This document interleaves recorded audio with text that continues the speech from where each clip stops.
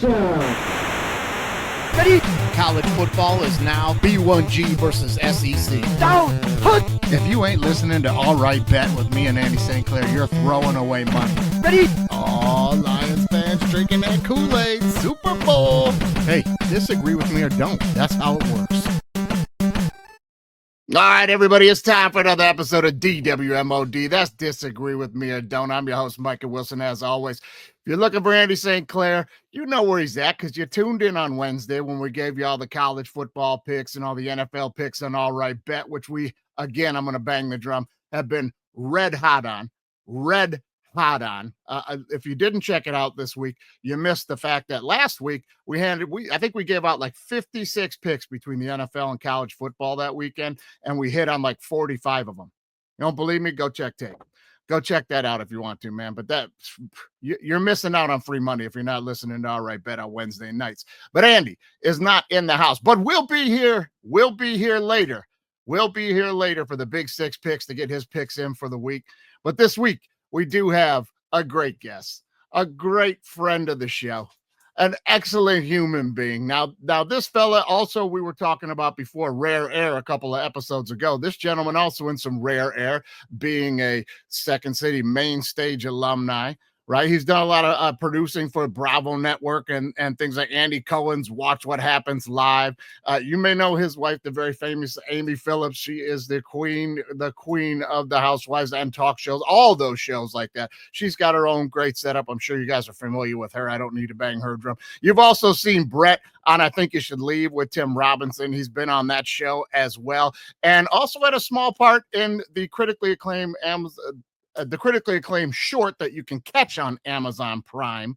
And listen, this thing Run Free, written, produced by Fredley Brown. If you know who he is, you look him up. I guarantee you know who he is. You can just Google his picture. You know who he is. Brett, small part in that as well.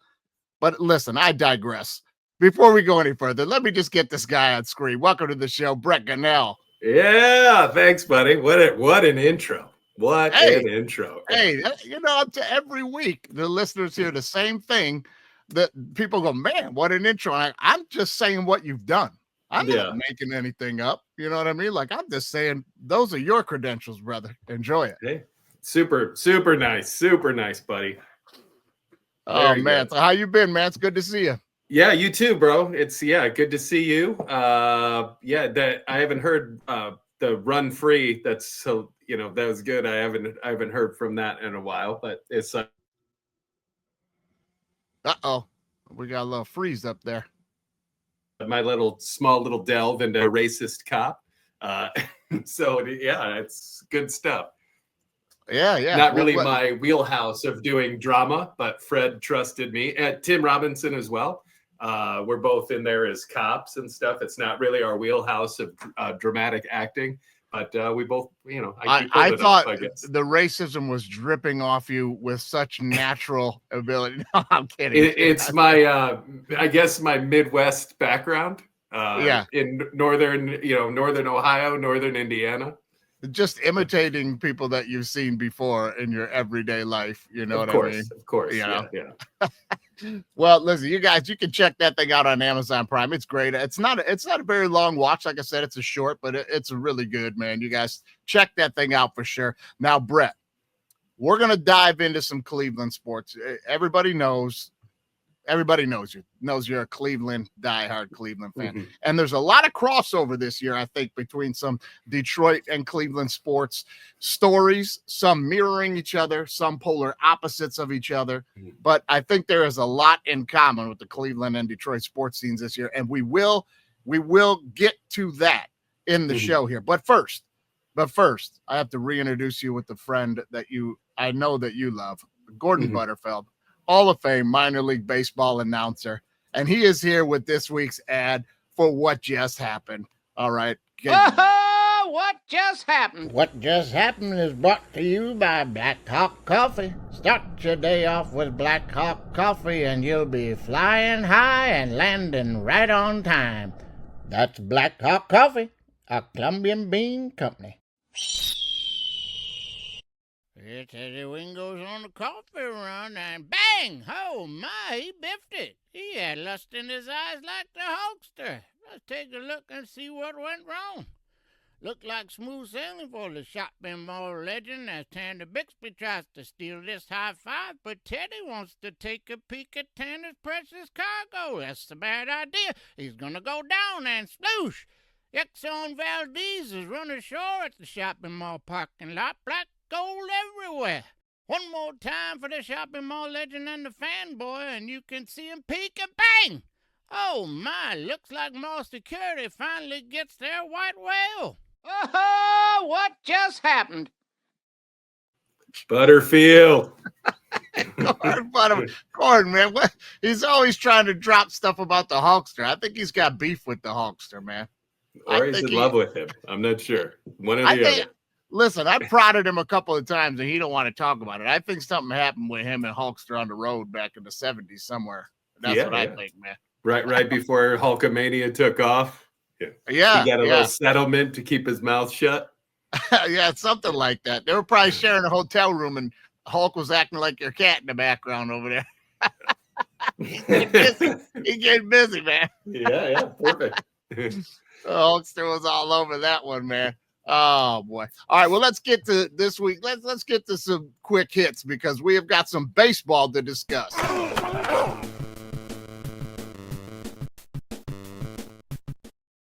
All right, now before we get into talking about the Guardian season, the Tiger season, which we are going to hit on here because I got some questions I want to ask you about that. Let's delve into our childhood a little bit. Now, two of the guys that are most fascinating to me are Tony Gwynn and Greg Maddux. And if they're in your algorithm, you're constantly seeing these crazy stats from these two guys all over your internet feed and stuff like that. But disagree with me or don't, Brett.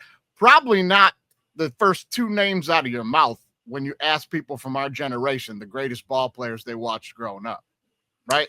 Yeah, no, I mean, I even to this day, I would say it's more territorial than that. Like if you're lucky enough to grow up around a baseball franchise or any sporting franchise, you're going to always think that your players are the ones that should be the ones. Like, they should be the ones more well known than they are. So when people like talk about former Braves players or Padres or anything like that, I'm like, no way. Nobody beats Kenny Lofton. You know what I mean? Like I'll have my own guys that I would say. Nobody's better than Carlos Baerga. That's probably true. That's probably true. But some of these things you see from these two guys are having us realize, looking back on our childhoods, that like we really were blessed with watching two of the greatest guys to ever do it. I mean, there's crazy stats like Tony Gwynn had more assists in 4 years at San Diego State on the basketball team than he had strikeouts in Major League Baseball in 22 seasons. Like, that's crazy. That's crazy. Mm-hmm. Yeah, I have a list of these things. I save them every time I see one. And now here's one I found recently on Maddux that I found fascinating. There we go. Greg Maddux threw 109 complete games throughout his career. 26 of those games were done in under 100 pitches. That's nuts. Yeah, that is insane. Yeah. I mean, name one guy in the league right now, Verlander included, because he's probably longest in the tooth with the most wins and strike. Like, he's got the biggest resume of active player right now. Mm-hmm. I would argue he's probably not even halfway to 109 complete games. Yeah. Well, and I'm basically unhittable in MLB 23, and I throw over 93 pitches every game. But I do complete games all the time, but no way. It's almost impossible. It's crazy. It's crazy. I saw another stat about Maddux this week. He's got more Gold Gloves by position than anybody else, and it's not even close. He had 18 Gold Gloves as a pitcher, which means that, like, what did he play, 24 years or something like that? It means like 23 years, I think. So, like, 5 years of his career, he didn't win the Gold Glove. Like, that's crazy. The next closest. What a loser. These stats blow me. I know. And even living through it at the time, you didn't even like. I remembered, like seeing Greg Maddux play because you almost were forced to watch it because those were the games that were always on the basic cable all the time. So you would watch Brave games and you'd watch Maddux pitch, and you'd be like, okay, growing up, and then you never really get, especially when you're a kid or a teenager, you never see that whole picture until now when you can look back on it. It's amazing. Yeah, it's amazing. Amazing. When Nolan was, I don't know, in T-ball, I'm going to say like first grade or something like that. We were coaching the team, me and another dad from over there, Divine Child. And he goes, "Hey, my buddy's going to come out and help us coach the team." And I said, "Yeah, sure. Whatever, man. More hands, the better." And he was like, "Yeah, he's Steve Avery." Steve Avery coached the team for the season with us, man. Nice, super nice guy, man. But those Braves pitchers, you ain't lying. But I think it's crazy. I'm just saying, Greg Maddux is easily one of the top 5 pitchers of all time. Yeah, of course. Yeah, he's phenomenal. Give it. I have a similar thing to do. Like when I was home visiting Northern Indiana to visit my brother one time, he had me come to my nephew Anthony's basketball game, and they're like, "Oh, we have a guest coach for this week as well, LaFonso Ellis."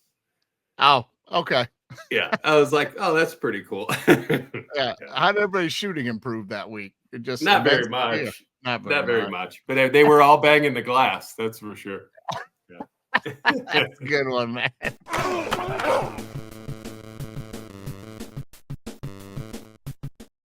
Now, speaking of Greg Maddux, you are familiar with the fella named Joey Gallo. Yeah? Yes. Mm-hmm. Major League Baseball. But we're all familiar with Joey Gallo, the big home run hitter. Their paths crossed pretty intimately when Joey Gallo was in high school. And I don't know how much truth there is to this, but I recently found this nugget about Maddux here. In high school, Joey Gallo threw a no-hitter and then took Greg Maddux's daughter to the prom that very night. What do you think about that? How you own him and then you own him. You know what I mean? Like, if you're Greg Maddux, I'm not. Listen, you've got a daughter. You don't exactly want to send your daughter to the prom with a home run hitter, do you? Never. Of course not. Yeah. No. You don't want to do that. But I do. Now, I did find another quote on this thing here. And rumor has it that Greg Maddux told his wife that night, and I quote, "Don't worry, honey. I've seen guys like this my whole career, and that guy's guaranteed to strike out." He predicted Joey Gallo back then. He knew it. He's a strikeout guy. And a dad joke at the same time. But we know Joey Gallo striking out. God bless him.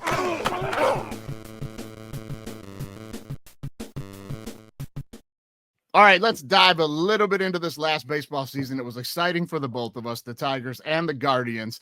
And I'm gonna refresh your memory on something. Here is a copy of a text message I sent you March 31st at the very young baseball season. I sent you this message. It's going to be the Guardians and the Tigers for the division, man. And you said, with any luck. I do want to point out that you had the A before the U again. I did. I had to correct you for that throughout the entire season. But I hope you got it. But you called it. You absolutely called it. It was I didn't, after Bieber got hurt, I didn't think we had a legitimate shot at doing. I didn't think we had high hopes for much of a big season, but certainly after Bieber went out, I was like, well, we lost our only ace. I mean, that's it, basically. I was ready to write off the whole season. Yeah. It was a rough stretch there for you guys, but it didn't last long. You guys rebounded pretty quickly on that thing, man. Mm-hmm. Now the Tigers, on the other hand, 1% chance of making the postseason, I think, in July. Yeah. 1% chance. Get into the postseason. Not only get into the postseason, knock off the perennial American League Championship Series. The Astros have been in it 8 years in a row. Knock them off in clean fashion. And then the series with the Guardians goes 5 games and goes right down to the wire. I lived in Detroit for 7 years. We know this maybe from my last appearance. Sure. I've been to many a Tigers game and enjoyed camaraderie with you guys. Really, I enjoy Detroit sports a ton. But I'm always upset. It's like, I'm going to root for the Tigers unless they're playing the Guardians or, the Indians at the time. So it was always like, if we go over to a friend's house to watch Detroit sports, I'm always on Detroit. But just when you play Cleveland. And then this year, it finally happened where Detroit and Cleveland had never played each other in the playoffs before, that in a series that I'd seen. Yeah. And then our entire text thread of friends just I had been turned on, like, Benedict Arnold on that text thread for that entire series. And it was funny at first because I thought, embarrassingly enough, I thought we were going to after the first game, I thought we were going to roll through that pretty easy. And then it ended up being a hack of a series. It really. Oh man. That is one of the questions that I wanted to ask you about. And this will kind of bleed us into our next segment. But I just wanted to see if you'll be honest about the fact, who should have won Manager of the Year this year? I think Vogt. I think they got it. I think they got it right. First year manager in a club that didn't even have an ace pitcher. I mean, I think Vogt got it, and I think Vogt deserved it, to be quite honest. He got the vote, but I think it was a bad vote. And I'm going to tell you this right now, based on one of the points you just brought up. You lost your ace, and it was like, wow, we had to manage around that. We had 2 starting pitchers the whole second half of the season. Two. Now, one was the Cy Young and won the Triple Crown. Skubal was amazing. Yeah. But we only had 2 starting pitchers the whole second half of the season. Every game was a bullpen matchup game. Our 2 biggest players that took up more than half of our payroll were gone. Kenta Maeda and Baez were so bad. These guys were gone. More than half your payroll. We brought up all these young kids out of nowhere, and he manages that team to the greatest playoff run in at my lifetime memory. I don't remember anybody being that out of it and then getting into the playoffs the way they did. I'm convinced, and we talked about this a little bit 2 weeks ago, I'm convinced that was payback from Major League Baseball for the whole Astros thing. They were like, we can't take the banners and the rings, my man, but you're gonna pay the piper. You're not getting this award. Yeah. You're not getting it. Maybe had they won the series against the Indians, then maybe Guardians, sorry, then they would have. Yeah. He would have won it then. You know what I mean? Like, that's probably maybe where the criteria landed is just like, well, who won the series? That's who. Maybe. Yeah. I'm sure you probably were a little frustrated with him as a first-year coach in the playoffs. That Tiger series, I didn't understand what he was doing with that bullpen. I was like, what is he doing? You've been doing a good job on this all year. You could tell that Clase, 6 outs is not his thing, man. It is not. No. He kept making him do it, and they kept rocking his ass. And I was like, what are you doing? Yeah. And Smith, that guy you got, he's a strikeout machine. That guy's amazing. The reliever, he's amazing. Smith is amazing. And then he just kept going to Smith like in the 5th inning. 6th innings, like it wouldn't even be situational. He wouldn't even need to, and he would just go to him like, let's get through this part of the order. Let Smith go strike them all out. I'm like, why don't you sit on that guy to the 7th or 8th inning? Yeah, it was a nightmare. You can't, especially these ace pitchers. Like the closers are these unhittable guys because you only see them. They only throw 10, 12 balls. You know what I mean? And then that's it. But if you start making them do multiple innings, then everybody can just pick up the timing. It was the same thing in 2016 when we lost to the Cubs. Bauer hurts himself with a drone. So we have to have Corey Kluber go like every 3 games. And then by the time he gets to the end of the World Series game, everybody can shell him. It's just nuts.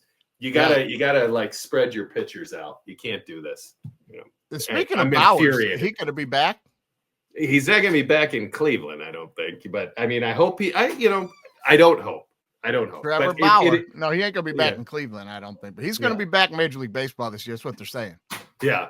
I mean, what are we doing? I mean, Cleveland already went all in on Deshaun Watson. I'm glad they're not going to go in on Bauer, but like, I'd stand the reason they may. It might just be that city for that type of thing. I don't know. Knock it off. Well, we hope. I don't know. Listen, I'm not going to get into it and try and like pick sides on the damn thing or nothing like that. But I'm like, at the end of the day, my man didn't break any laws. My man did exactly what, I mean, it was consensual between the 2 human beings. Disgusting, but not illegal.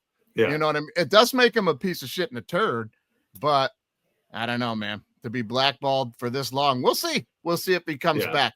But I will have to say this. AJ Hint should have been manager of the year. All right, everyone, time to do me a favor and knock it off. That's it. Everybody I loves recognize Jamie. that voice. Oh, for sure. Everybody loves Jamie's knocking off segue there. It is great. Well, let's jump on the Cavs for a little bit here. And you know what? Let's do the Lions first. Let's jump on the Lions and the Browns first, actually. Let's back up the bus here. Lions are 12-1. We saw them beat the Packers last night. The Thanksgiving Day game, which I'm sure you were watching, we win the game on the final 2 drives with the punt return team playing defense. I mean, seriously. They said last night, or Thursday night game, they said we had 13 guys on our defense on IR since the beginning of the season. Yeah.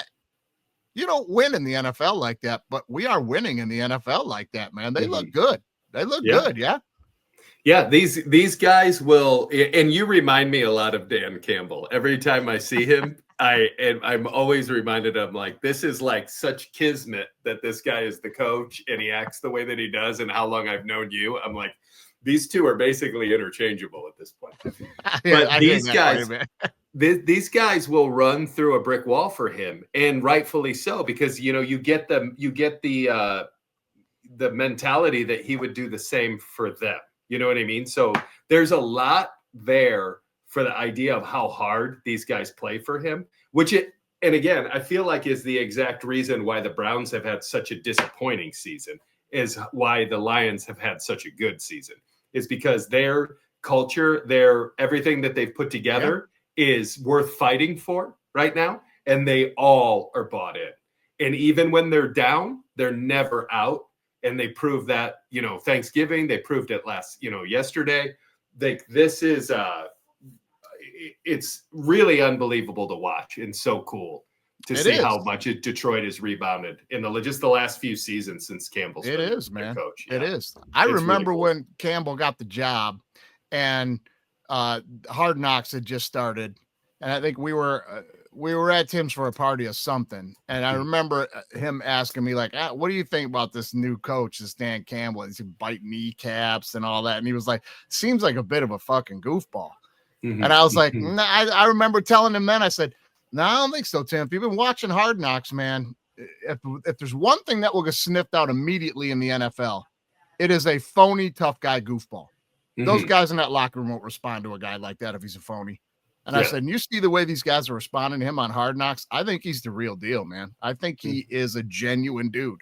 Now, whether he's going to be good with the X's and O's, I don't know. But I said, I think we got the right guy to change the culture. Yeah. And we did, man. Oh, they have for sure. For sure.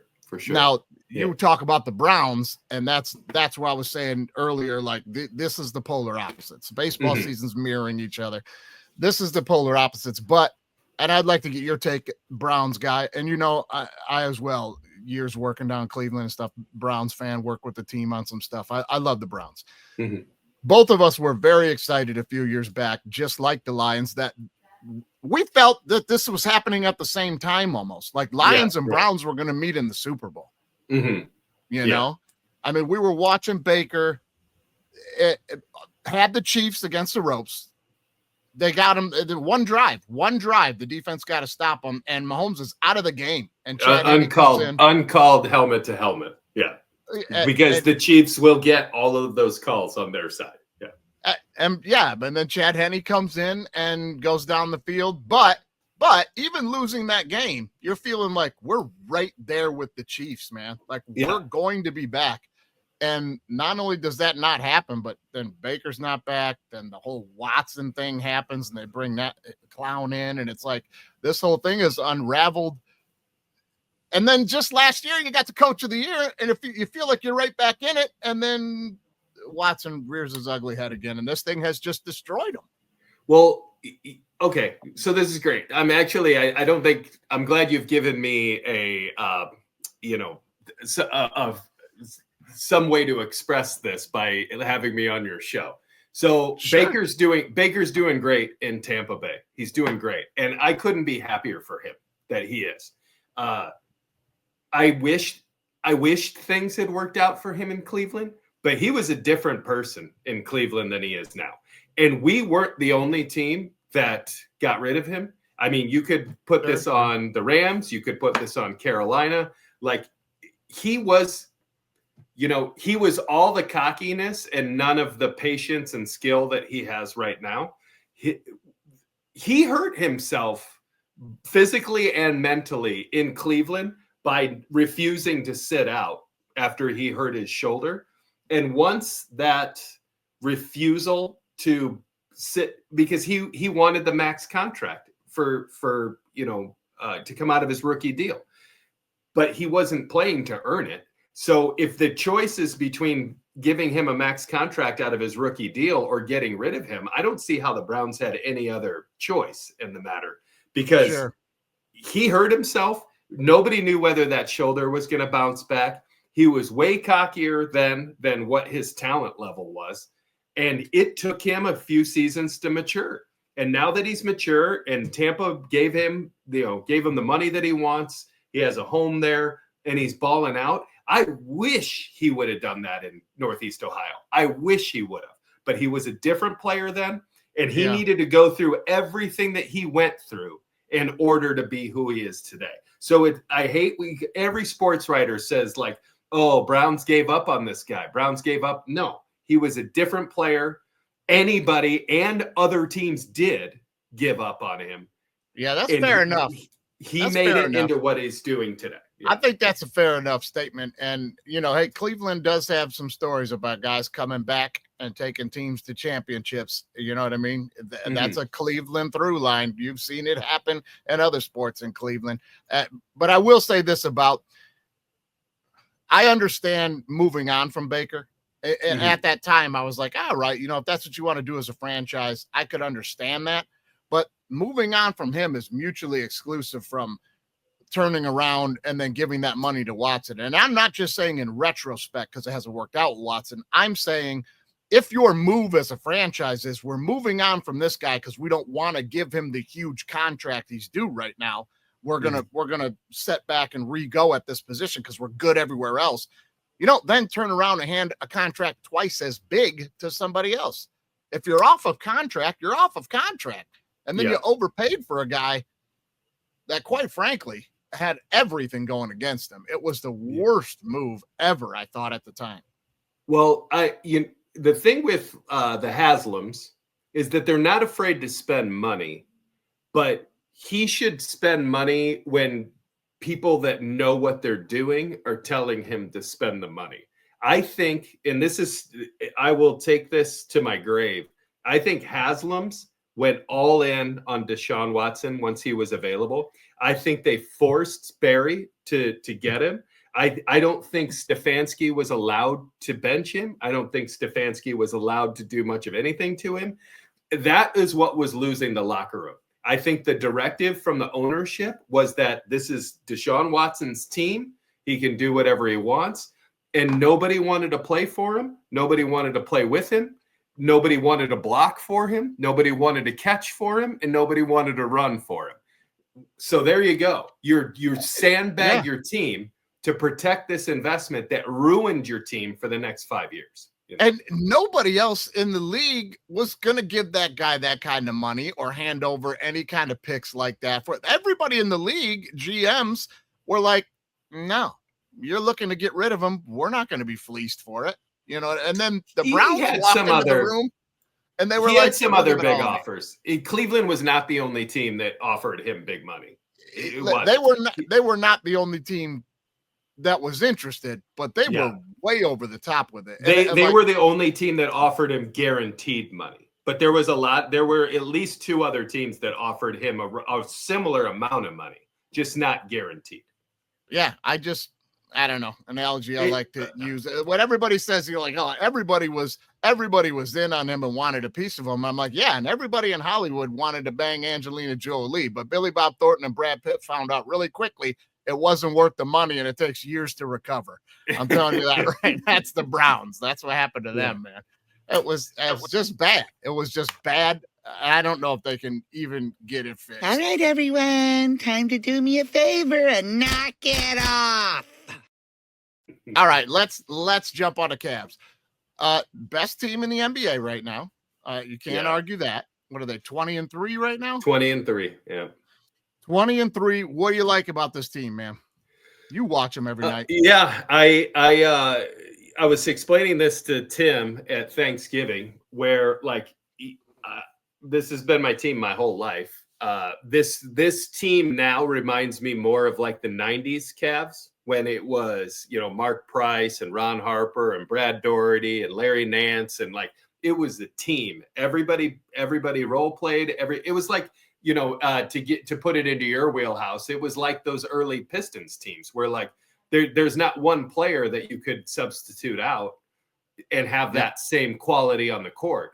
Where this is a team from every position, and again, small forward, we're still like we're not complete at small forward, but we got a good rotation there. Where the LeBron years, I'm a LeBron guy, and I will be till my last days. He's my GOAT. He brought that championship to Cleveland. But the LeBron teams are LeBron teams. You know, it's like he's number one, and everybody else gets in line behind him. You could say that Donovan Mitchell's the best person on the team, and that is probably true, but you would never know it by watching them play, because they share the ball so well. They're you know, like last night, their win, like 5 players over 20 points, you know, like they share, they pass, like this new coach just has them playing a style of basketball I haven't seen there since LeBron left. And to see this team, you know, not last season, but the season before, everything looked like it was on the way up. And then last season, it was a little bit more average. But then this year, and they even said, you know, they had some interviews where like, yeah, they had a 22-23 game win streak last year. And then they got injuries, you know, just made them pretty much average for the rest of the year. But like, as long as we can stay healthy, as long as these guys stay bought in on this game plan from our new coach, I haven't been this confident that we could make some serious heat in the playoffs in a long time. Like this is a really good team, and they adapt. They've won every kind of way. They've won squeakers. They've won blowouts. They've won from behind. They've won, you know, like they've had to make huge comebacks. They've done everything has been involved in this. They've beat the teams they should beat, and they've beat the teams that nobody thought that they were going to beat. You know, even that game that they lost to Boston, you know, it was like it was close. It was like then they came back and beat them the next time. It was, and then they beat the Nuggets last night. I mean, like we're there. I mean, this is barring injuries, this team is going to be a real problem. Yeah, I couldn't be happier. And it's getting me more back into the NBA when I was kind of like pulled out a bit because the Pistons were bad and super teams were just dominating the league, and it was junk basketball. It was garbage basketball with the super teams. And I couldn't be happier to see the circle coming around of, oh no, you know what wins? A good roster and team basketball. And maybe we play a little defense. I don't know. Maybe we play a little bit of defense, but the Cavs look good, man. They look good. Do you think that? And now listen, let's talk about the East. Let's just talk about the East real quick. It's Cleveland and Boston. There's nobody else. There's nobody else, right? I mean, people say, oh, the Heat, and wait till Philly gets everybody back. I've been waiting for Philly to get everybody back since Dr. J left. They're not getting everybody back. Right. I'm telling you that right now. There's nobody. Do you think you guys can take the Celtics out? I do. And we, I don't, it wasn't last season, I believe, but the season before, we rolled over that. The Celtics have basically been the same team for the last 4 years, with minimal changes. I think we swept them every game, not last season, but the season before. Last year, I think we split them, and then we're 1-1 so far this year. That team gets a very favorable whistle, but I think later in the season, I don't know. I think we stack up against them better than just about anybody, because again, like they have their role, they have their guys, and if their guys don't perform, they do have good role players, and our team is built the exact same way. Where Are you or the Celtics worried about the play-in Pistons getting really good toward the end of the year? I would have said no until we saw the Tigers in the playoffs against the Guardians, where anything can happen once the calendar turns over and you're starting in the Pistons playoffs. are looking scrappy. Yeah. Look at they're 9 and 15 better right now, but like some good wins against good teams. Some of our wins have come against good teams. They're getting better and more cohesive every week. Everybody's saying, maybe play-in. And I'm like, I think maybe top shelf of the play-in. I think maybe like 8. You know what I mean? I think they gotta. I watch, again, because I'm able to watch these games if I'm home, and I'll watch some Detroit games. Yeah. And they just need their own city to buy into it. You know what I mean? Like, because I watch some of these games and they're not even sold out on the game. We've been I'm watching so bad for so long. Yeah. So it's like once the city gets behind them, like they get behind the Lions and what they got behind the Tigers, then they're going to be dangerous. But like you got to get back home to buy in.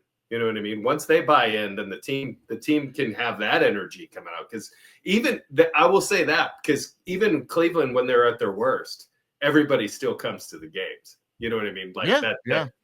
They never lose that. The Guardians never lose that. The Indians, and my God, the Browns don't deserve the sellouts that they get all the time. Well, listen, I lived the Lions for years. They sold out for years and years and years, and we would go 0-16.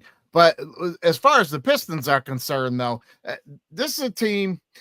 Well, listen, I'm not going to get long-winded on it. We talked a bit about it last week, but you're right. I think if the city starts coming around and gets behind them and comes out, I think that they're going to pick this thing up. I think they have a really good chance of getting into the playoffs this year. We'll see what could happen at the trade deadline. But speaking of the trade deadline, the Lakers are terrible. Yeah. They're terrible.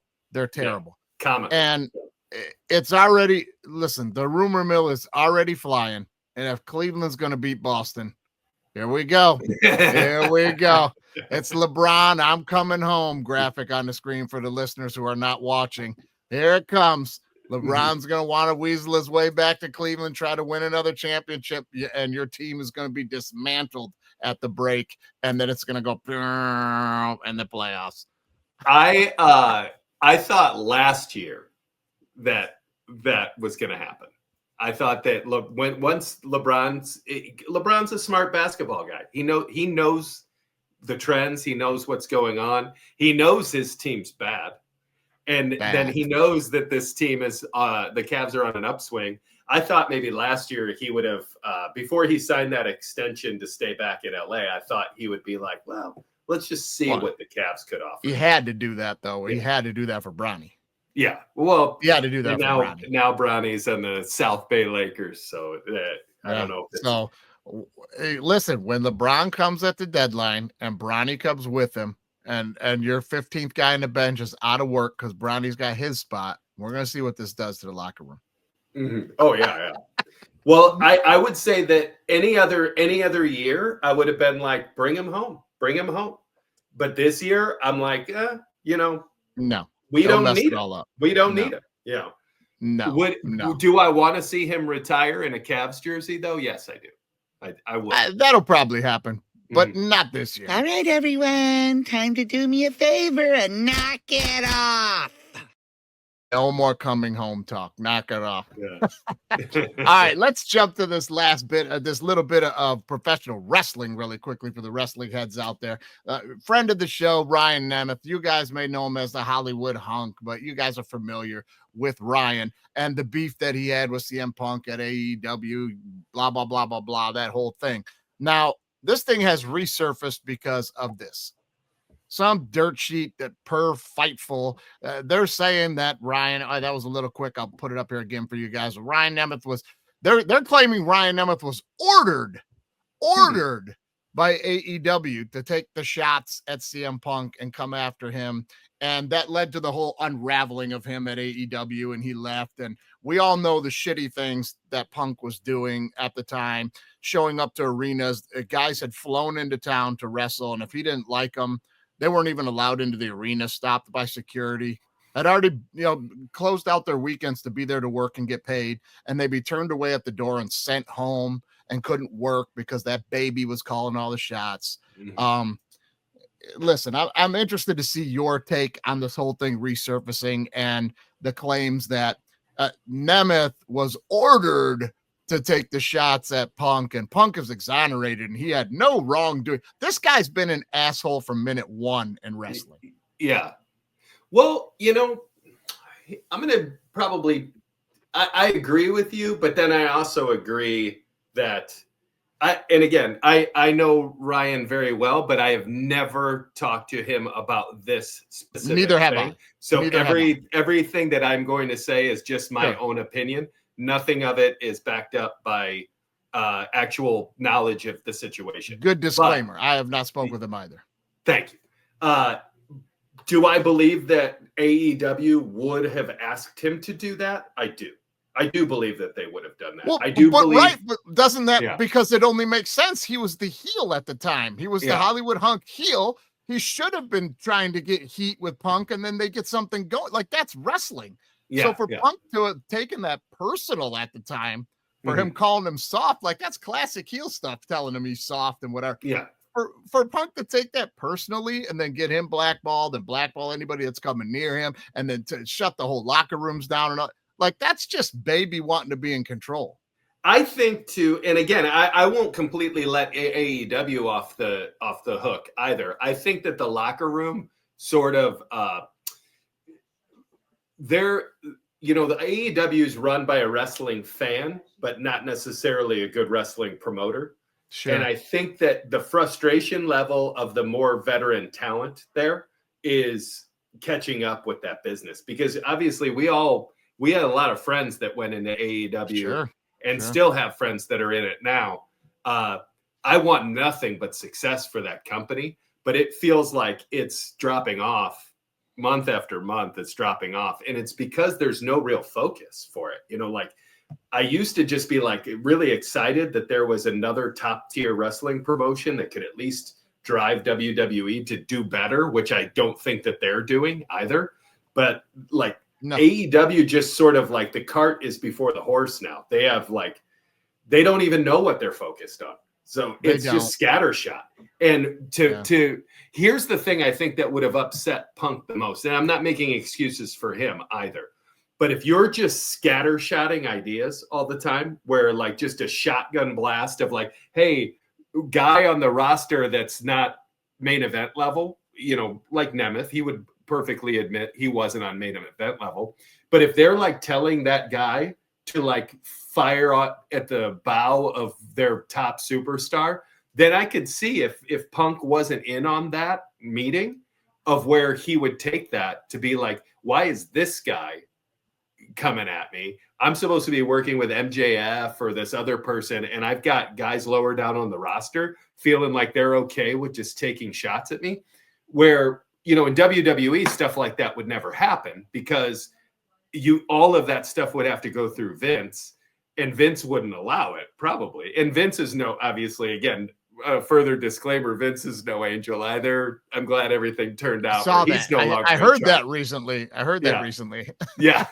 So I'm glad that he's not in charge over there either. But I think it's fair to say that WWE's structure is a lot more regimented against independent thought. Over regimented though, right? Yeah. Because where AEW is scattershot and doesn't have any focus, WWE is just bad. The focus is bad. The writing is bad. Yeah, it's bad. It's the worst. Like NWA is probably got the best thing going, and nobody really watches it. Mm-hmm. I mean, I've been a wrestling fan my entire life, but I do go through these little periods where I'm just not interested in the new product anymore. And I've been in that for probably because I'm doing my job and now as well. So if I get home late, instead of going to search out some of the new storylines, I go back and put on like an old Saturday Night's Main Event, or I put on an old, 100%. Primetime Wrestling with Gorilla and Bobby Heenan, like, amen. These guys behind me. I can relax with those guys. And what I'm really excited about, though, is Jesse Ventura's coming back. They're going to do Saturday Night's Main Event again. There's going to be a whole salute to old I had school. not heard this. When is this happening? Jesse the Body is, if it's not this Saturday, it's coming up. Jesse the Body was just announced that he's coming back on the mic, and very excited. Man. Too bad Triple H facilitated. Triple H facilitated the whole thing. So it's good. I'll be all over. That's my favorite. I mean, he makes the cut up here behind me. Me too. Jesse, hands down, the best announcer that has ever blessed the microphone in wrestling. It was just too short-lived for him. Everybody wants to put JR and everybody ahead of him because of the length of time. Nobody could hold the torch to Jesse when he was on the mic. Nobody. Yeah. Jesse and Vince, great. Obviously, Gorilla and Bobby, great. Gorilla and Bobby, pretty good. Gorilla and Jesse, great. You know what I mean? Gorilla and Jesse, great. But Gorilla, but Jesse and Vince, come on, man. I could laugh all night. None better than those two. All right, everyone. Time to do me a favor and knock it off. All right, let's touch on your team here. Notre Dame. Let's talk a little Notre Dame Fighting Irish and the college football playoff. Now, here's how it sits right now. Here's the graphic. Mm-hmm. There you go. This came out this week. 1, 2, 3, 4, Oregon, Texas, SMU, Boise. Those are all subject to change, the championship games this weekend. But you've got Georgia, Ohio State, Tennessee, Indiana, Alabama, and Penn State in there. Now, Arizona's sitting at the 12 spot there because, really quickly, for people who don't understand how this crazy thing works, the highest ranked 5th conference champion. So basically the wording on that should just be the Power 4 you're in, and the highest ranked of all the other conferences, your highest ranked champion of the group of 5 is in the playoff. So that's where Boise is, but they're kind of crashing the party being ranked so high that they might get a bye. Now your boys, they can't get in anywhere higher than 6, right? No, because that's the for not being in any conference. Yeah, because like you grow said, up and join a conference. The Power 4. The Power 4 get the first 4 spots, and then us being an independent, we got to go in at 5. That's the only way that would. Well, before we tear up this seeding, let's focus on that for a minute. It's got to be time for them to join a conference, no? The closest it ever came was when we were pretty mid still, not making any splashes or anything. Sure. That NBA or the NBC contract, there was some speculation that NBC wasn't happy with the TV rights deal that they have with Notre Dame. But the thing is that Notre Dame will never join a conference while they have that NBC deal, nor should they, to be quite honest. That used to be the consensus, Brett. That used to be the thought, right? But now all this money that's wrapped up in the Big Ten and the SEC and these TV deals they have, they're dwarfing Notre Dame's deal. Notre Dame could join one of these conferences and get more money. Mm-hmm. I still think it's the idea that it's not just we're not going to pay athletes. We're not going to pay athletes like some of these other schools are. So the big selling point to Notre Dame is that every one of Notre Dame's games is going to be on primetime television. And all the home games are going to be on NBC. So you can tell your mom and your dad when you play football at Notre Dame, they're going to be able to watch you no matter where they are in the country. So that is a huge selling point for them to get recruits, because look at what else is there? It's cold in South Bend. They got to make huge grades. You know what I mean? It's like they're not going to get all the NIL money.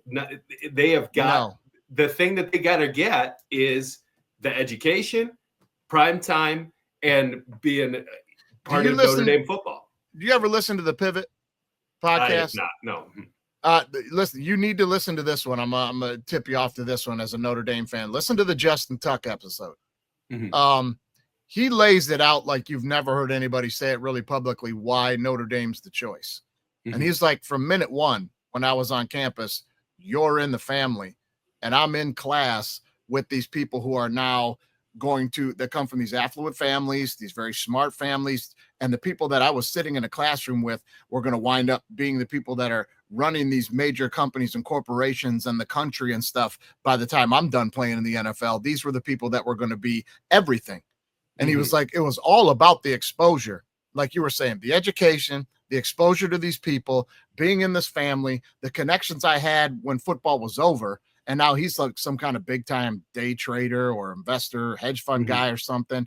But he's like, all these connections that I made that were given to me by choosing Notre Dame were worth way more than any car or NIL deal you could give anybody. You'll love it. It's a very good episode. He's extremely smart dude, man. Yeah. It blew me away, man. It's a great episode, but check that one out. It's very good. But like you're saying, that's the type of thing that Notre Dame's going to bring to the table. But listen, this is the new age of college football. You can't be Notre Dame and risk not getting in the playoff. They lost one more game this year. They weren't even going to be close to sniffing it because all the teams that have automatic bids. Yeah. No, I agree. And that's why Notre Dame's got to be great or they're not, we pretty much play an ACC schedule because of the basketball team. And the ACC officiating crews can't stand Notre Dame because of that, because we play that schedule, but we're not actually part of the conference. I would rather, and I feel like there's a limit on that, though. I'm not quite sure. I don't think that they always have to play the ACC schedule, but I think because of when the basketball team joined the ACC, they had to do it for a certain amount of years. Which is why they don't play Michigan anymore. I think that could be ending soon when the ACC busts up because I think so. I think it is going to. Yeah, and we'll see. Big Ten SEC. But Notre Dame is right. I think to they're hedging their bet on the fact that if somebody's going to get them into a conference, then it's not going to be equally divided. You know what I mean? It's like I just hope it's not the SEC. I hope they come home to the Big Ten, man. You should have been in the Big Ten in the 80s. I agree. I mean, if they were going to be in anything, it should be the Big Ten for sure. Somebody should do a 30 for 30 on that because it was like when the Big Ten wanted Notre Dame really bad and we're trying to throw the kitchen sink at them money-wise to get him to come to the Big Ten, Notre Dame was really, really good. And Notre Dame was like, kiss my ass, we're better than you. And then when Notre Dame stunk, they were kind of creeping back to the Big Ten like, hey, we're thinking maybe we want to join the conference. And the Big Ten was like, we don't need you. Somebody should do a 30 for 30 on that. I bet it'd be fascinating. That would be great. I bet it would, man. Well, listen, let's talk a little bit about the playoffs. We won't get too long into winning because we got to get to the Big 6 picks. Now, this thing, the 3 lost teams go. What do you think about 3 lost teams getting in? With the exception of Georgia, just because they're in the championship game, and if they lose that championship game, that's their 3rd loss, but it's to a team they've already beat, who will then be the number 1 team in the country. I'll live with 3 lost Georgia. Nobody else. Yeah, I agree. But there is something to be said about, look, I grew up in Indiana as well, so that's why I'm a huge Notre Dame fan, but I'm also a fan of IU. So IU has had this majestic season now where they've lost one time. They lost to Ohio State. I'm still watch every game like this is the game that they're going to get killed. You know what I mean? This is the game where the IU's finally going to show their butt. But it hasn't happened so far. So now they're ranked. They're going into this playoff series, and I hope they don't embarrass themselves. That's where I'm saying. So even though they're only a 1-loss team, it happened last season too. I can't remember who it was, but a 1-loss team went in and just got absolutely spanked as soon as they played somebody else that had 2 losses, 3 losses.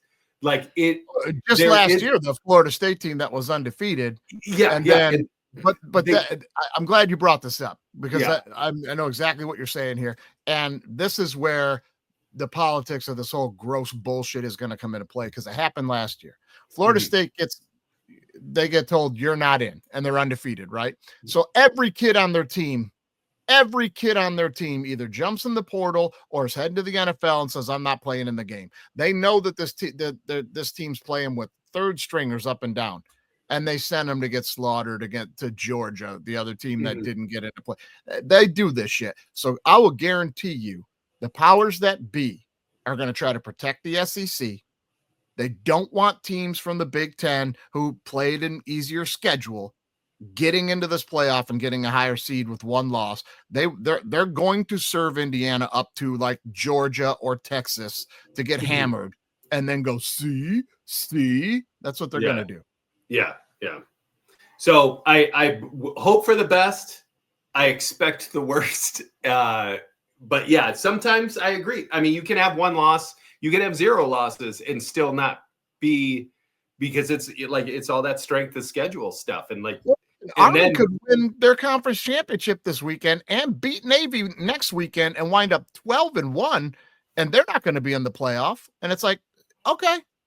yeah. But do you think that they will win? You know what I mean? It's like that's the trouble, because they played an Army schedule, and they played an Army schedule really well. But as soon as they play somebody that's destined to beat the pants off of them, they're probably going to beat the pants off of them. You know what I mean? Like, and then that's going to be it. Very well could. They very well could. You know what I mean? But that's the thing with the group of 5. I like the group of 5 being included here. Boise is crashing the party pretty hard this year, but there was several other teams that easily could have been crashing the party, but then they dumped the game. But my bigger beef is these 3-loss teams like Ole Miss and Alabama. Like, listen, I'm not a big Alabama fan. I love their coach. A friend of mine who's been on the show here is very good friends with him and shared a lot of stories with me about the guy. He's a fantastic human being, man. He's a fantastic human being. I love him. That being said, you got 3 losses, man. You shouldn't be in. Somebody else should be in. I agree. But but even at 3 losses, they probably would beat Army. You know what I mean? They 100% would beat Army. Listen, with 3 losses, they would probably they probably kick the piss out of Miami, who's got 2 losses right now. Miami's got 2 bad losses, you know. So what are you gonna do? I mean, not bad losses. That was week 2 when Notre Dame lost to Northern Illinois. I was like, the MAC will get you. The MAC will get you. Don't sleep. The worst thing ever. And the only thing Notre Dame could do to actually rebound from that is to not only win the rest of their games, but win the rest of their games convincingly in order to get to where they are right now. And they did. They did. And I'll tell you the one other thing, and then I'll let this thing die. I don't like Dunbar, for instance. Well, when they're talking, you don't like Dunbar? No, he makes a point that I don't like, for instance. Okay. All these SEC people, especially like Feinbaum, they'll get on TV and they'll be on their horse about like, oh, this team's schedule. Oh, Indiana's schedule. They're not any good. Penn State's schedule. They're not any good. Granted, the Big Ten is a little down this year. I'm not going to sit here and argue that that's not true. It is. But they're the other big power conference. And the SEC people want to sit here and go, well, our schedule's tougher. So we got 3 losses. That's self-inflicted wounds, buddy. Yeah. You're the conference that went out and pilfered every other conference for all their big names so that you could get all the big money and have all the big matchups and all the big teams in your conference. Don't come to me crying now that you're eating each other from within. That's a self-inflicted wound, pal. And you did it for money. Amen. Yeah. You know what I mean? And then they go as far as bringing Texas into the league this year. Look at Texas' schedule. Outside of having to play Georgia, look at their SEC schedule. There's some big hitters in the SEC. They didn't play any of them. And they have the exact same schedule next year. Now, why do you think they gave them a cream puff schedule like that? Because they want to build that brand up, because they've already got Bama and Georgia, and they've already got all these big names. And if they can have 2 straight years of Texas being in the top 5, they projected them into this stratosphere as well. And the Big Ten's doing the same thing with Oregon. Look at Oregon's schedule this year. First year in the Big Ten was cake. Yeah. So they're both guilty of it, but I'm saying let's stop pretending like those are not the things that are happening. All right, everyone, time to do me a favor and knock it off. All right, man. That is going to bring us to the ULM report. We do this every week for my son's team, the University of Louisiana Monroe Warhawks. And this week, that's a wrap. That's a wrap on the season for the Warhawks. Hey, Coach Vincent, hell of a season. First year, comes in, has them one game, literally one drive from a bowl game on at least 3 or 4 occasions. This guy's done a great job turning around the program. The kids believe. It's been a lot of fun.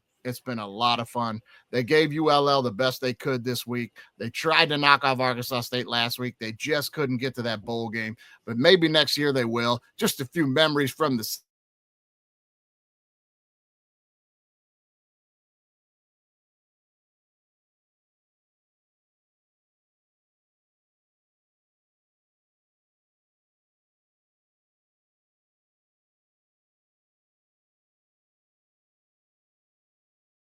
Matched versus this Auburn defensive front. So from a protection standpoint, it will make sense to see that pocket move.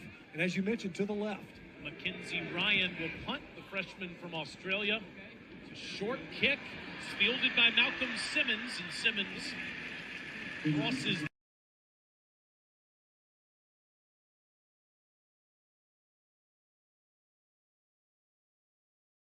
A lot of fun this year going. Yeah, look at Nolan. Nolan's buff, man. He has dropped a lot of weight. That's the funny thing. A lot of people are like, they go, "Oh, your kid's a long snapper. Oh, he's a long snapper in high school and stuff." And I'm like, he was no slouch in high school, man. He was a long snapper, but he was a recruited offensive lineman. That kid was 290 pounds, first team All County in Los Angeles, playing against the likes of John Bosco's and excuse me. Playing against, the top 25 USA Today schools when he got over to Calabasas. And I mean, he played good football and was first team center, was recruited as a lineman, but long snap was where the money was, man. So, hey, it was a great season. Yeah, no, that was awesome because, you really see that, like, a lot of people can't say their first few years in college, they actually got thinner, trimmer, and in better condition. No, you can't, man. Yeah. Yeah, he's bricked up, man. He's down to 240. He's dropped about 45, 50 pounds. They've been in college, looking good, running well. Hey, man, I'm proud of him. Got to see him play at Texas and Auburn this year was fun. I'm looking forward to seeing what next year is going to bring. And all the games are a short little 6 hour drive to go see him play in all the games. And it's beautiful. Now, on that note, it is championship weekend in college football this weekend. We also have the NFL coming up. We got to get to the Big 6 picks. But first of all, guys, let's talk tailgating, right? Brett, what are you reaching to grab out of the cooler at a tailgate? First thing you want to grab? Well, I think it's the first thing I grabbed when I got home is this nice hard Mountain Dew Baja Blast that my grocery store's been stocking. On Halloween night, we took my daughter to go trick or treat with her best friend, and their parents were like, have you ever tried one of these hard Mountain Dews before? And I said, no. Are you kidding me? What's that? They handed me one. Take a sip. I mean, it's the soda, but it's got alcohol in it. It's amazing. Yeah. It is amazing. And let me say this, hard Mountain Dew, if you'd like to have an ad on the DWMOD podcast, get to us because we're not drinking that. What we're having this weekend, my friend. Brass monkey. That monkey, brass monkey, chunky. Oh, that's right. You know what happens when we're tailgating for DWMOD Pod. We are having Brass Monkeys, brother, made with the official beer choice of the DWMOD podcast. That's Old English 800, baby. Get you an Old English 800. Hit it with a splash of that orange juice and get you the original Brass Monkey. Brett, when it's early, you're tailgating, forget all that champagne and mimosas and all that heartburn and all that heavy beer and getting full and all that. Get yourself a Brass Monkey, and I give you a better charge than anything else you're grabbing out of that cooler. I promise you that. Delicious. All right, good. All right, man. That's going to take us into the Big 6 picks, also brought to you by the official beer choice of the DWMOD podcast. That's Old English 800. Now, here we go, Brett. First game on the docket. Number 1. Let's go college football. Number 16, Iowa State is +2 at number 15, Arizona State. The over-under here is 50.5. This is the Big 12 championship game. Who do you like here, buddy? Because I'm working most Saturdays now, unfortunately, I haven't gotten to watch many of these teams live this year, but I'm going to go Arizona State for this one, and I'm going to go the under. All right. Arizona State and the under. Well, listen, I'm going to be almost in the same boat with you. I'm going to be taking Arizona State because of you guys that have been listening to the show. You know, I've been on Arizona State since like week 2. I'm like, this is a good football team, man, and nobody's paying attention. I've won a lot of bets on them. Scatterboo is a killer running back. They just hand him the ball, and he smashes everybody right in their face mask. He'll wear you down. This Arizona State team can put points on the board. I will be taking Arizona State. Look, Iowa State plays everybody close. They're tough. They're competitive. Not the greatest. I like Arizona State to pull away in this thing. I'm taking Arizona State and the over. And here's Andy St. Clair with his picks from afar. Iowa State against your beloved Arizona State. I'm going to take Iowa State. I just think game's going to be in Dallas. I think it's going to be fast. I think Iowa State can keep up. I also, think that they're going to be ready for Arizona State. I think it comes crashing down here. I think Iowa State's just a little better. I like the coach more. I think it's kind of free money for Iowa State. They didn't think they're going to be here, and here they are. So give me Iowa State and give me the over. Oh, he's going Iowa State just to go against the grain here. I think maybe. But listen, I'm on Arizona State big time in this game, guys. I'll be placing some wagers on that. Let's jump to the next game, the ACC championship game. Number 17, Clemson backdoors into this thing because Miami loses to Syracuse in the final game of the season. Number 8, SMU. The over-under here is 56.5. The death penalty is buried this weekend as SMU is going to get themselves into the college football playoff. I'm going to be on SMU. I think they got too much firepower. I think they can score too much. Clemson is not very good this year. Listen, they're better than a lot of other football teams, but Clemson is not Clemson this year. And they played a lot of tough, close games. I'm going to take SMU and the over. What about you, Brett? I'm going to take Clemson because Clemson is the more experienced playoff team. They offered me a partial scholarship for graphic arts. I didn't actually go there, but I do. My cousin went there, and I have a lot of love for Clemson outside of the love for my northern and southern Indiana schools. So I'm going to take Clemson, but I am going to take the under. You're going to take Clemson? I think experience is going to win out in the playoff game, but I do not think it's going to be a shootout at all. Yeah. Well, from a gambling standpoint, you're playing that right. If you're going to be on Clemson, you need it to be a lower scoring game and not let SMU going. So that's the way you play that, man. That's well done. Let's see what Andy has to say. Clemson, SMU. I love SMU here. First, new in the conference. I'm going to take SMU, and I'm going to take the under in this game. I'm just going to take the under. Something tells me it's an under game. I don't really know why, to be honest, but I'm going to go under. All right. All right, short and sweet. And to give a Seinfeld reference there for those who are watching the visual there. No pick. No pick. No pick. Didn't go in. No pick. No pick. All right, man. Well, that's it for the college. Oh, no, it's not. No, we got one more. Yeah. Big one. We got the SEC championship game, right? SEC championship game. The rematch between Georgia and Texas. Now, Georgia beat them, running away. They really handled them the last time that they played. We got number 5 Georgia plus 2.5. Number 2 Texas is the home team, but this thing will not be played on a home field.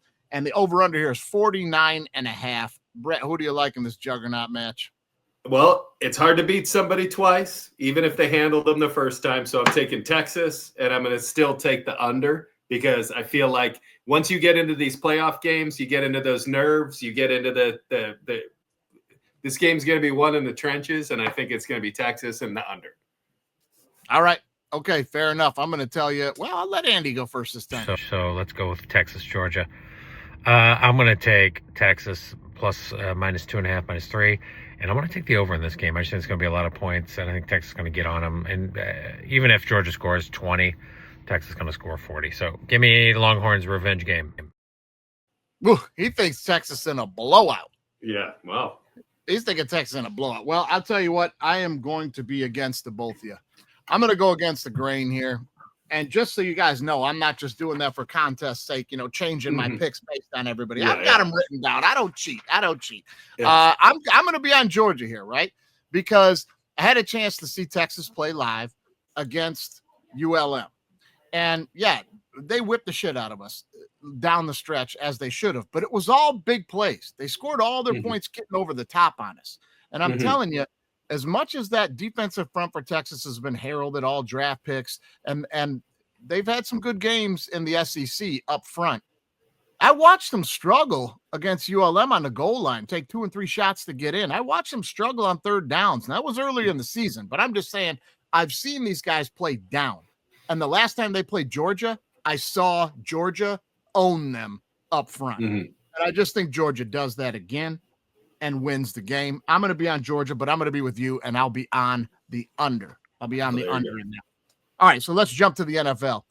First game of the weekend in the NFL. Good matchup here in the West. This could be for the conference championship for the NFC West. We got Seattle plus 2.5. They are at Arizona. The over-under is 44.5. And we'll send it to Andy first. Seahawks against Arizona.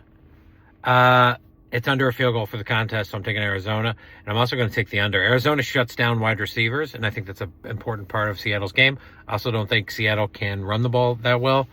And Seattle's defense has been pretty good. But I'm going to take Arizona, and I'm going to take the under for sure. All right, Andy is on Arizona and under. Where are you at on this one, Brett? I'm gonna take the Seahawks and the under, but almost for a similar reason. Where like I think that even though you got a nice mobile quarterback in Geno Smith, you got a nice mobile quarterback in Murray, but I think that Geno is just finding ways to win all the time. And I feel like he's going to find a way to win now. So shut down his receivers. He's going to run a little bit more himself. I think it's going to be a squeaker, but I think the Seahawks got it. Yeah, I'm with you. I like the Seahawks in this one because I like the way they've been playing. I like the way Geno's been playing with confidence. He is courage under fire every week. They're all over him, and he just steps up in the pocket.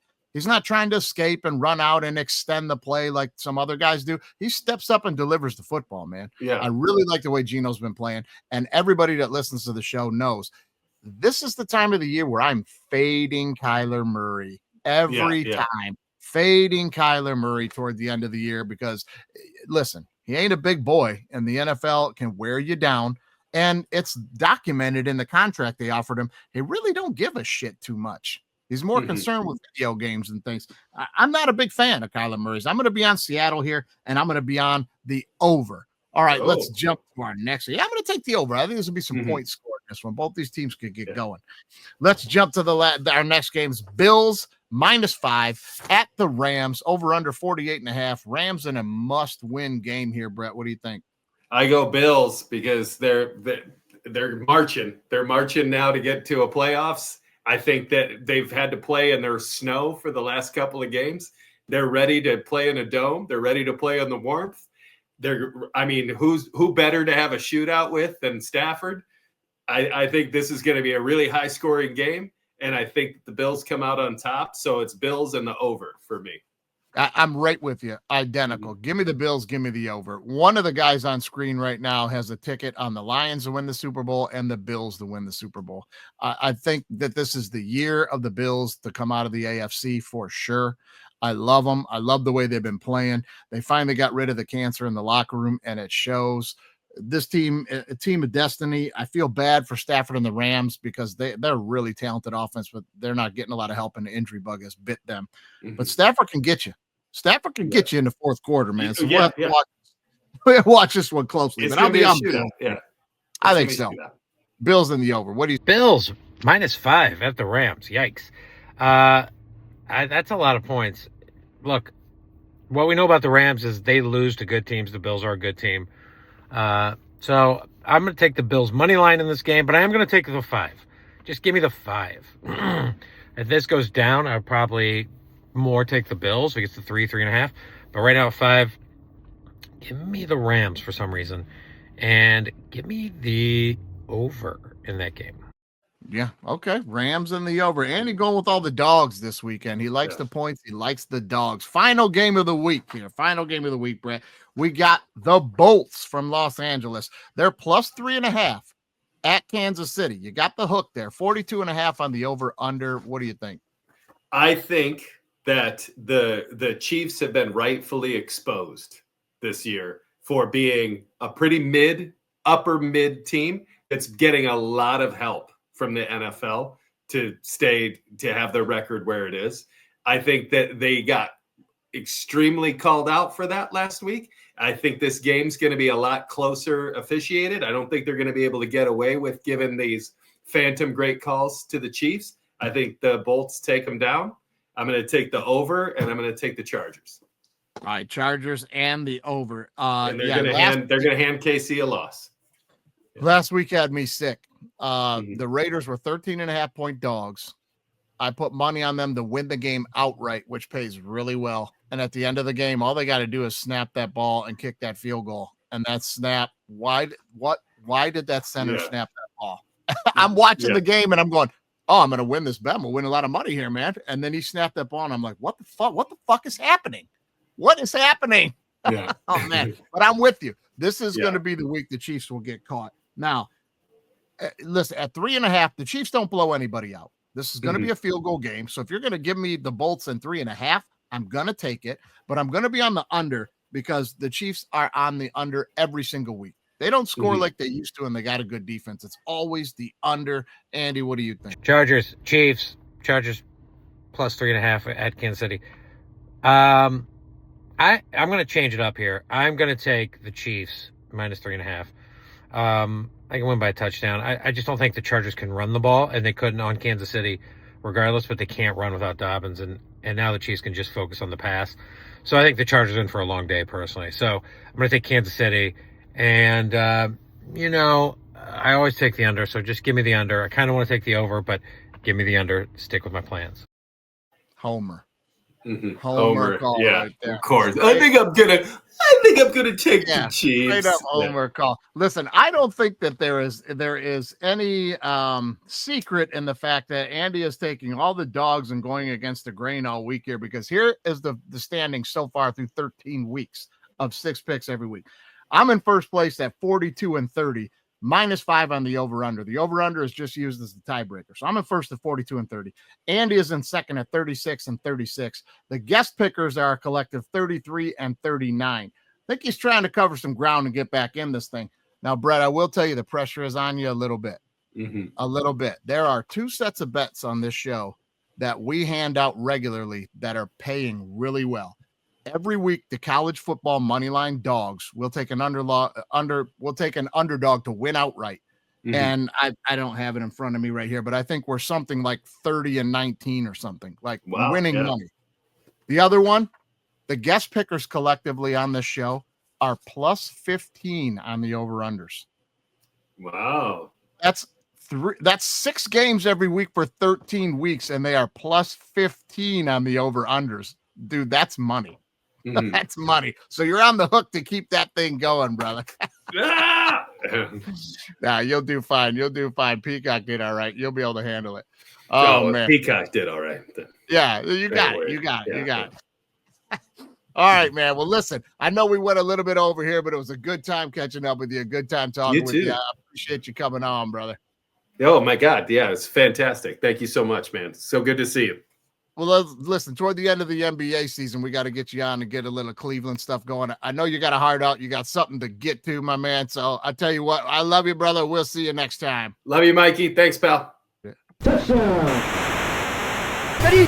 College football is now B1G versus SEC. Down. If you ain't listening to All Right Bet with me and Andy St. Clair, you're throwing away money. Ready? All Lions fans drinking that Kool-Aid. Super Bowl. Hey, disagree with me or don't. That's how it works.